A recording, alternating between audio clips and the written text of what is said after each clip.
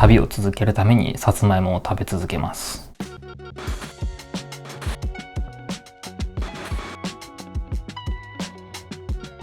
はい、どうも渡辺ロマンです。今日はですね、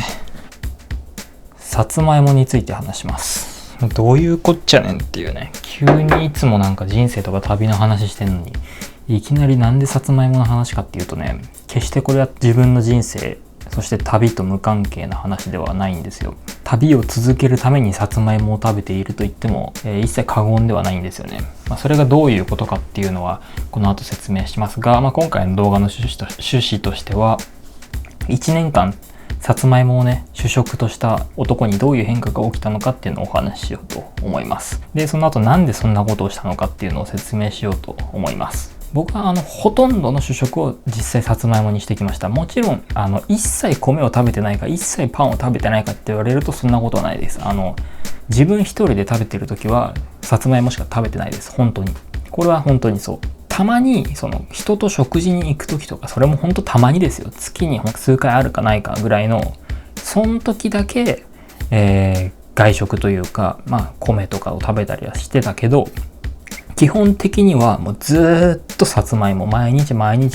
雨の日も風の日もさつまいもを食べ続けたっていうのが、まず僕のこの1年間の主食の前提ですね。1年間さつまいもを食べ続けたっていうのだけ聞くと、なんかそんな変な変わったことやってるやつがいるんだなって感じるかもしれないですけれども、決してね全員に無関係な話ではない話になるかと思いますので、ぜひ最後までご覧いただければなと思います。で、なんで僕が米じゃなくてさつまいもを食べるのか、さつまいもを選んだのかっていうところは、もちろんその科学的にさつまいもが非常に優れた炭水化物源っていうことが理由としてあります。でその他の理由はちょっと後で説明するんですけど、その科学的なところっていうところにまず絞って説明をします。適当なことを言うわけにもいかないんで、一応ちょっと調べたことを元に、お話しします。さつまいもの優秀なところって大体3つぐらいありまして、1つ目が栄養密度が非常に高いっていうところですね。例えば蒸したさつまいもだと、ご飯の約7倍の食物繊維が含まれていたり、ビタミン C とかベータカロテンとかカリウムが非常に豊富に含まれているっていうところで、少量で栄養も多く取れるっていうのが非常に優秀なんですよね。で2つ目が GI 値が低いっていうところですね。 GI 値って何かっていうと、その血糖値がどのぐらい上がるかの指数っていうやつです。すげえ簡単に言うと、血糖値の上昇が緩やかになると、そのインスリンっていうのの過剰分泌が抑えられるので、脂肪蓄積を減らすっていう方向に働く可能性があると言われています。要するに太りにくいというか脂肪がつきにくくなるっていう。で3つ目なんですけど、食物繊維が多くて満腹感を得やすく、総摂取カロリーが抑えやすい。同じ 100g で白米とさつまいもがあった時に、さつまいもを食べた時の方が満腹になりやすいっていうことです。これが科学的な説明で、実際僕の体にどういう変化が起きたかっていうと、一点に絞ってお話しするとすれば、本当にね、腸内環境が劇的に改善しましたね。ちなみにこれはもちろん個人差があるし、さつまいもに限らず野菜をしっかりとったりだとか、ジャンクなものを食べないとか、AGE と言われる老化物質があるものは口にしないとかいっぱいありますけど、そういうのを基本的に結構意識している方ではあるので、全てがさつまいものおかげだとは思わないです。それはあくまでも前提として置いておいた上で、実際腸内環境がやっぱり改善しましたね。本当便通もそうだし、体が重くなるとかだるくなるとかがもう本当一切ないですね。だから外食とかでたまに小麦とか食べると、なんかものすごい体が重くなる感じがするんですよ。逆に普段そういう感覚がないからこそ、たまにそれで食べるとものすごい体が重くなるように感じるぐらい、さつまいもを主食にしてると重いなーっていう感じがまず一切ない。でニキビとかが本当にできなくなった。米とかパン食べてた時は結構な頻度で、常にどっかしらは1個ぐらいニキビあるみたいな状態だったんですけど、さつまいもを主食にしてからね、ニキビが本当にできなくなったし、肌荒れもかなり減ったんですよね。あと花粉症がもうかなり改善したというか、ほぼなくなったと言っても過言ではないですね。今まで3月とかになるとくしゃみとか鼻水結構出てたんですけれど、腸内環境が改善されたことによってくしゃみが出るとか鼻水が出るとかが本当になくなりましたね。めったにないかな。それで僕はなんでそんなさつまいも生活をこの1年間続けてきたかっていうところに入ります。これがこの動画で一番伝えたいところでもあるんですよ。さつまいもを食べ続けることっていうのが僕が旅を続けることに直結しているというか、かなりつながっているんですよね。それがどういうことかっていうと、健康っていうのは一生ついて回る問題なんですよ。僕もあなたもいつどこにいようが、誰と喋っていようが、何をしていようが、常にそれは自分の体力、健康、体ありきのものなんですよね。当たり前ですけれども、何かをやろうと思った時に、それら全ての前提には自分が健康であること、それをできるぐらいの健康状態があることっていうのが全ての前提にあるわけですよ。それはどんどん目減りしていくものなんですよね。だから40代超えたり50代超えたりしてくると、みんな健康のことを言っていると。それは健康である時っていうのは健康の重要さに気づかないというか、自分が今持っていることの幸せっていうのは持っている時には気づきにくいっていうのがあると思うんですけれども、だとしても減っていくっていうのが分かっているのであれば、もう今のうちから対策すればいいわけですよ。単純な話。だから僕は今の自分の目標として、世界を旅しながらそこで得たものとか、そこで取材したことを映像とか文章に落とし込んで、それを作品にして世の中に提供し、その見返りとしてお金を得てさらに旅を続けていくっていう、いわゆるノマドライフ、ノマドワーカーとしての働き方をするのが僕の今の人生の目標、ゴールなわけですよね。じゃあその前提として、もちろん健康っていうのはもう絶対に外せない問題としてあるんですよ。自分が健康でないと、体力がないと旅なんて当然できないわけで、動画を作ることだってどっかに行くことだってできないわけですよね。それら全ての前提には自分が健康であること、自分の体がちゃんと動く状態になっているっていう前提があります。だから僕は健康であることっていうのはかなり重要視していて、それは自分の夢の問題に直接的に関わってくる問題だから、さつまいもを食べ続けるっていうことが旅を続けることにつながるって言ったのはそういうことなんですよね。僕はだから大学生の時に、自分のそういうノマドの夢が固まった段階で、もうすぐに図書館にもう行って、大学の図書館でもう本を50冊ぐらい借りて、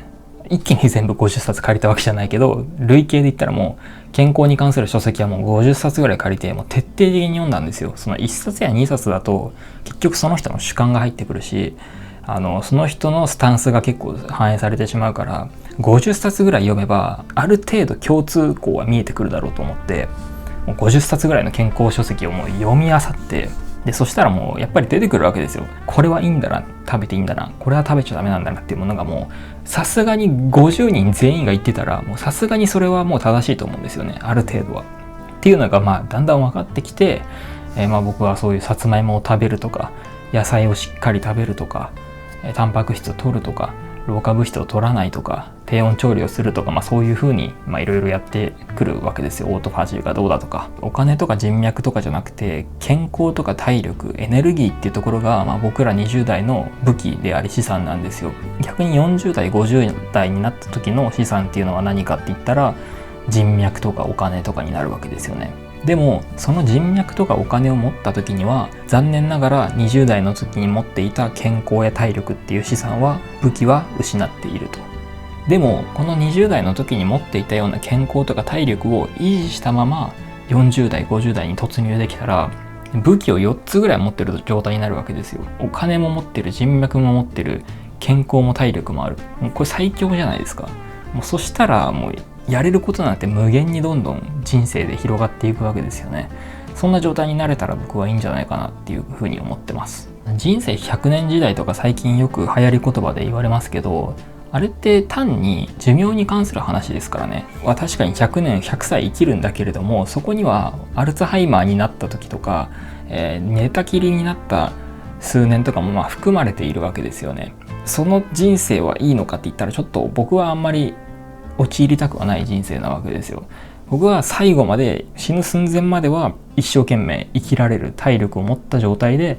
死んでいきたいんで、そうするためにはしっかりと健康を意識した食事をせざるを得ないっていう感じですね。まとめるならば、自分がやりたいことをやるためには、その前提として必ず健康とか体力っていうのがある。でその健康とか体力を維持するためには日々の食事の改善が必要である。で日々の食事の改善はどうやって言ったらいいかっていうと、正しい知識をまず持っていることが必要である。正しい知識を持っていることが必要ということは、勉強しなきゃいけないんだけれども、勉強をする前提としてやりたいことができたのに、その時にはもうそれができるほどの体力とか健康がなくなっていることは非常に悲しいことであるということを自覚しておく必要があるっていうことですね。そこがまず一番の原点だと思います。結局その30年後だろうが40年後だろうが自分は自分なんで、30年後の自分は決して別人じゃないんですよね。それも僕らなんですよ。遠すぎて別人のように感じるかもしれないですけれども、それは確実に来る未来であり、確実かどうかわかんないけれども、もちろん途中で死ぬ可能性はあるんだけれども、特に問題がなければおそらく来る未来であり、変わらない僕らなんですよ。その時に若いうちからもっとやっておけば、食事を改善しておけばよかったって思わないように今から考えておくっていうのがいいんじゃないかなって思います。早く始めるほどリターン大きいんですよ。20代から食事の改善を始めるのと30代から食事の改善を始めるのとでは、明らかに20代から始めた方が人生全体で見た時にリターンは大きいですよね。その受けられる恩恵は大きいわけですよ。50代で始めるより40代で始めた方が大きいし、そういうことなんですよ。要するに今から始めるのが一番いいよっていうことなんですけれども、これは食事に限らず全てそうですよね。何かを挑戦するとか、そういう経験に関しても早めに始めといた方が、そこからいろいろ飛び火していくことができるので、早めに始めとくに越したことはないよっていうのは、もう食事に限らず人生における全てそうだと思います。残念ながらこの資本主義において、正しい知識、正しい食事の知識を流布することってちょっと難しい部分がやっぱり今までの時代あったんですよ。どうしてもそこには企業っていう問題があって、正しい知識を教えてしまうと企業が儲けられなくなるんで、なかなかそこが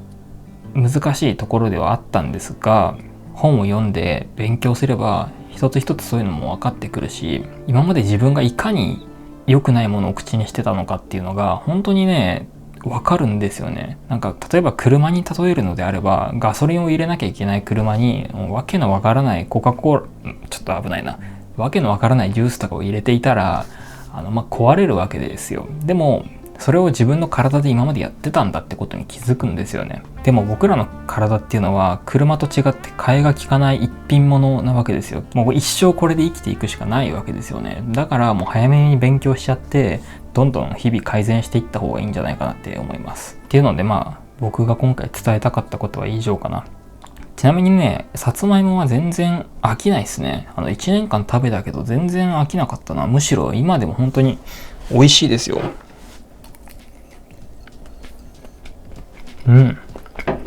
うまい。めちゃくちゃ美味しいです。これからも僕はさつまいもをきっと食べ続けるんだと思います。今回の動画で伝えたいことはそんな感じです。夢を追うにあたってお金が必要であるということは割と言われがちなんですけれども、健康でいることっていうのはあまりにも前提中の前提すぎて結構見落としがちだと思うんですよ。そもそも健康であることってめっちゃ大事だよっていうのが今回の動画で伝えたいことでした。だから僕は旅を続けるためにさつまいもを食べ続けます。じゃあ。